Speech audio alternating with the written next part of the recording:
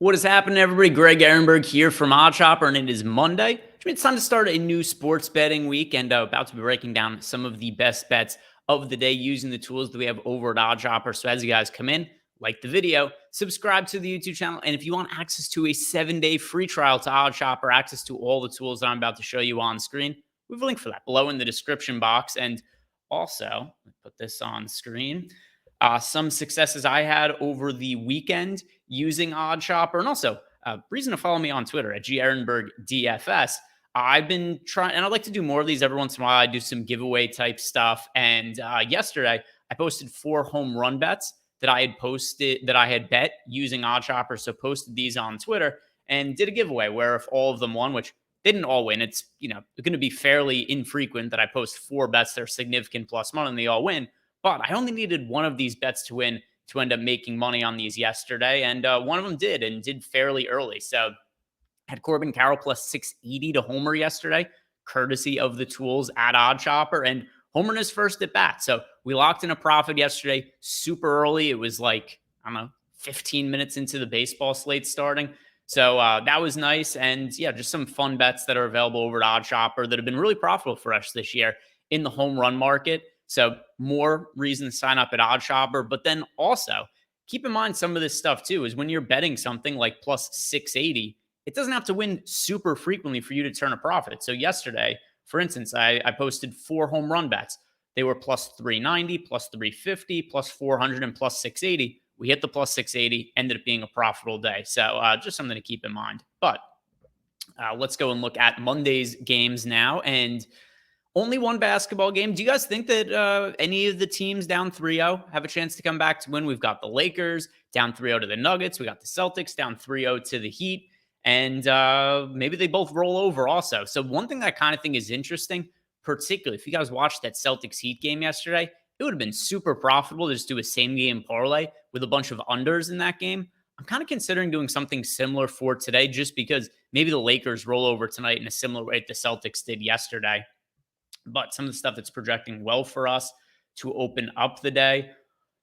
We've got LeBron James here for under 9.5 rebounds. I kind of think that makes sense just based on what I said before, where, I mean, the Lakers are in a 3-0 hole. Also, LeBron has just not looked super healthy as of late.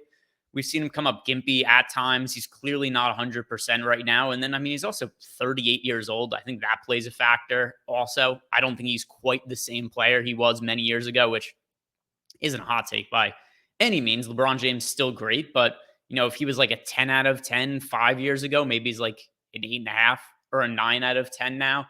But I do like getting behind under 9.5 rebounds. It's a super high prop for LeBron James. And if this game starts getting out of hand, even with the Lakers being down 3-0 in the series, I wouldn't be totally shocked to see the starters come out early. Like, we didn't even see the Celtics starters play in the fourth quarter of their last game. And also something else about LeBron, he has only had over 9.5 rebounds, even though he's done it in back-to-back games. That was the first time he had done it since April 2nd. So we haven't seen very many big rebounding games out of LeBron James this year. So I do think that it makes sense to be on the other side of this and trust the full season data versus what he's done just in the last 2 games.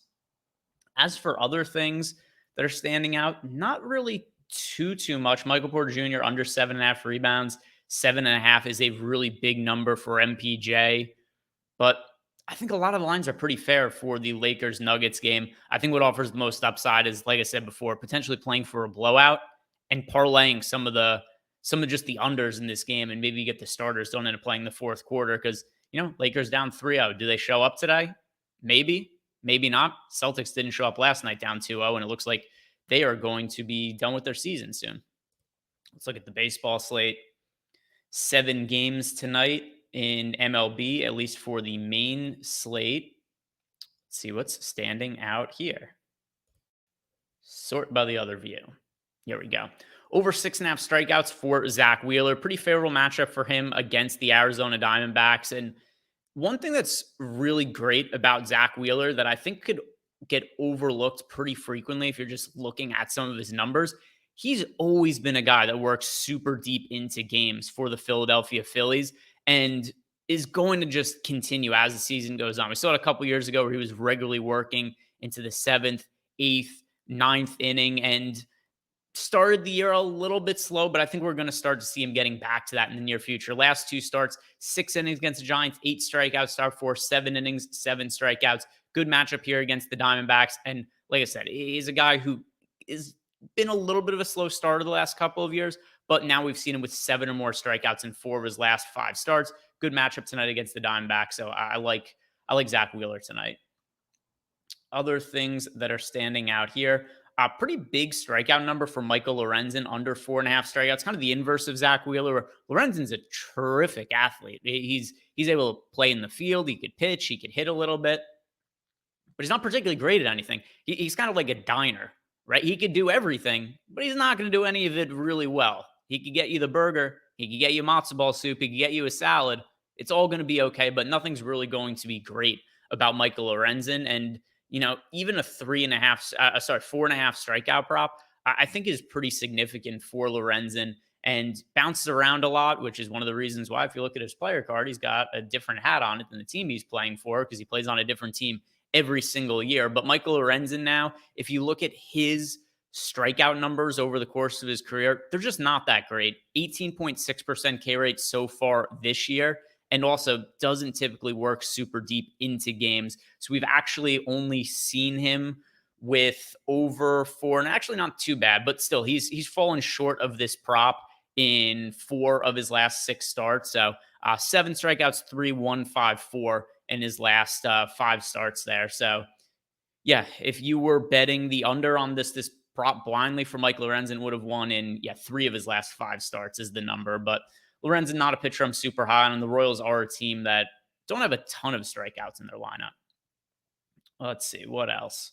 Here's a nice home run prop, Paul Goldschmidt for over 0.5. So get back on board with another home run prop, maybe like Corbin Carroll yesterday, but Paul Goldschmidt was projected homer 26% of the time. So at plus 330 odds, this is something that has a 13% expected ROI. Actually, our highest ROI bet of the day is Paul Goldschmidt to homer. And then one other bet that we also have, and this one is going to be from a money line perspective. The Phillies, if I like Zach Wheeler, not crazy to also think we like the Phillies here. Not a massive amount of value, but still 1% expected ROI on a minus 200 money line bet on the Philadelphia Phillies. Zach Wheeler on the mound against the Arizona Diamondbacks. Let's check out Prize Picks. And making sure we've only got stuff in here for today, which we do. We've got a little bit of everything here. We got basketball, we got hockey, we got baseball in this parlay over a Prize Pick. So 6-leg flex play, good for a 12% expected ROI. We got Tavranian for over 1.5 shots on goal. We've got LeBron for over 24.5 points. The Wheeler strikeouts. We've got Gaddis over 3.5 strikeouts. Goldschmidt over 1.5 total base, and then Michael Lorenzen again under 4.5 strikeouts. So that is good for a 12% expected ROI. If you guys are playing on Prize Picks, and if you haven't signed up at Prize Picks, you can use the promo code GregOS, which will get you up to a $100 bonus on that first deposit. Let's see what we have for a FanDuel parlay now. Whoops. I do that all the time where I just click on the wrong thing. In fairness, I'm trying to talk while I'm also clicking buttons, and sometimes I click the wrong thing. All right, FanDuel. Take out everything for tomorrow, although Jaylen Brown under 6.5 rebounds, we do have projected pretty well. If you guys are looking to get in on something early, I'll take this out. All right, so this is just a 2-leg parlay, but you got to play the hand you're dealt sometimes. And still, it's good for a 7% expected ROI plus 277 parlay. A couple ones we've already talked about.